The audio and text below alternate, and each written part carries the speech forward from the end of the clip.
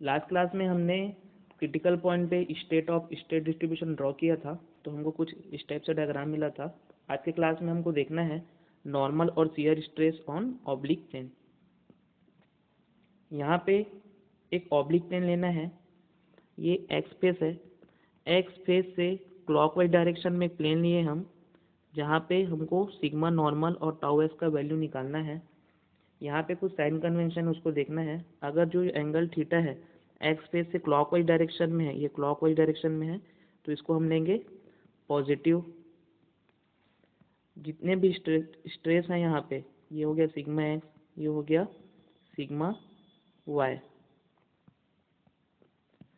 अगर ये बाहर की डायरेक्शन में है तो ये होगा पॉजिटिव, और ये सभी अगर अंदर के डायरेक्शन में रहेंगे तो हो जाएगा निगेटिव।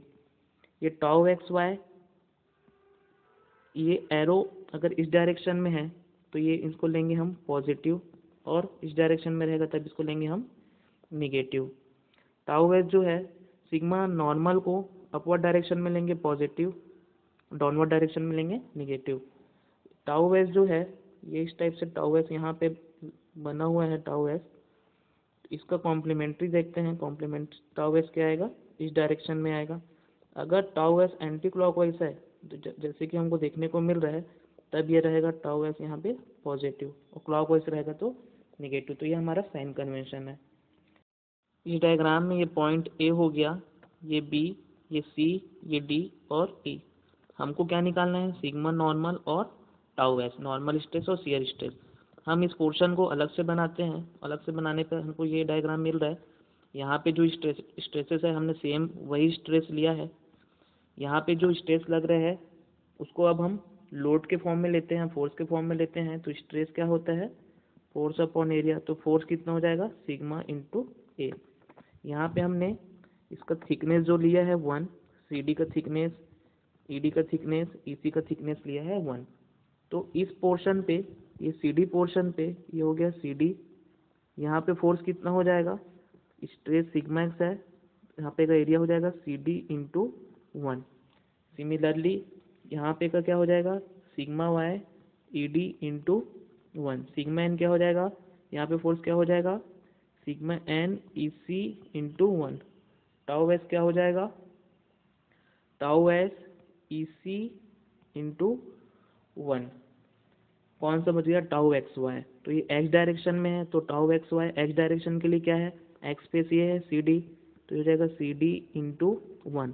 और ये जो टाउ एक्स रहेगा ये वाई डायरेक्शन के लिए, तो वाई डायरेक्शन में विड्थ क्या लेना है अपने को, area E D tau x Y E D into 1। तो ये जो डायग्राम है जो हमको मिला है किसके फॉर्म में है, फोर्स के फॉर्म में है। फोर्स के फॉर्म में क्यों ले रहे हैं, क्योंकि इसको हमको रिजॉल्व करना है, फोर्स को रिजॉल्व करना है। अब ये सेम डायग्राम है, हमने क्या किया यहाँ पे, इसको यहाँ पे आगे किया। तो ये एंगल थीटा है, तो ये कितना होगा, 90 डिग्री होगा, और ये कितना होगा 90 माइनस थीटा। ये एंगल थीटा है, तो ये एंगल कितना होगा, थीटा। तो इस पोर्शन को हम नेक्स्ट में देखते हैं। तो हमको ये मिलता है इस पॉइंट पे एंगल, और ये जितने भी फोर्सेस जो हमने लिए हैं sigma x C D, sigma N C into 1, इसको अब हम क्या करेंगे, इस पॉइंट के करस्पॉन्डिंग फ्री बॉडी डायग्राम इसका बनाएंगे। तो ये हमको डायग्राम बनाने पे हमको ये मिलता है, सेम डायग्राम है, बस इस पॉइंट पे हमको कौन कौन सा फोर्स लगा है उसको हमने यहाँ पे लिया है। अब हमको इसको कुछ नहीं करना है, बस रिजॉल्व करना है।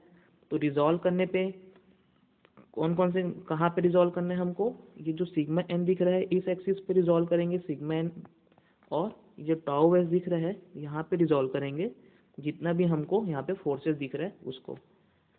तो चलिए रिजॉल्व करते हैं। तो ये हमारे फोर्सेस हैं, ये जितने भी फोर्सेस हैं ये सेम डायग्राम यहाँ पे है, इसको हम रिजॉल्व करते हैं। सबसे पहले हम रिजॉल्व करते हैं सिग्मा वाई ई डी को। तो ये इसका कौन सा कंपोनेंट आएगा यहाँ पे, sigma Y E D cos theta, और यहाँ पे क्या आएगा, sigma Y E D sine theta. Similarly tau x Y को करते हैं, तो क्या आएगा, tau x Y C D cos theta, और इस साइड क्या आएगा, tau x Y C D sine theta. यहाँ पे और कौन कौन सा फोर्स है, ये दो फोर्स रिजॉल्व हो गया, टाउ एक्सिस पे और सिग्मा नॉर्मल एक्सिस पे। अब हमारे पास दो फोर्स और है, सबसे पहले सिग्मा एक्स सी डी को रिजॉल्व करते हैं, तो ये हो जाएगा sigma x C D cos 90 minus theta इस डायरेक्शन में, और ये कंपोनेंट क्या हो जाएगा, sine component, sigma x C D sine 90 minus theta. फिर टाउ एक्स वाई डी को, तो हो जाएगा tau x Y E D cos 90 minus theta, और ये side sine component tau x Y E D sine 90 minus theta. तो ये हमारे जितने भी फोर्सेस हैं सिग्मा एन एक्सिस पे और टाउ एस एक्सिस पे, हमने इसको रिजॉल्व कर लिया। अब हम रिजॉल्व करने के बाद हमारा डायग्राम में कुछ इस टाइप से है। इसको अब हम क्या करेंगे, sigma F N equal to 0, जितना फोर्सेस है एन एक्सिस नॉर्मल एक्सिस पे उसको क्या करेंगे, इक्विवेलेंट करके उसको 0 करेंगे, condition of equilibrium of forces. उसके बाद जैसे कि हमको यहाँ पे दिख रहा है ये इस डायरेक्शन में है, यहाँ पे सिग्मा एन सी, बाकी सब जितने भी फोर्सेस है इसमें ये इस डायरेक्शन में है। तो इसको जब हम कंडीशन ऑफ इक्विलिब्रियम फोर्सेस करते हैं तो हमको ये मिलता है sigma N C E equal to क्या हो जाएगा, सभी forces sigma x C D sine 90 minus theta plus tau x Y E D sine 90 minus theta, ये दो फोर्स हो गया। अब ये sigma Y E D sine theta, ये भी फोर्स हो गया। अब ये force plus tau x Y C D sine theta. तो हमको एक इक्वेशन मिलता है, वो इक्वेशन है ये सिग्मा एन सी ई, जो मैंने अभी आप लोगों को बताया। इसके बाद क्या करना है, इस सी को इस साइड ले जाना, मतलब इधर सभी दोनों पक्षों में हम सी से डिवाइड कर देंगे।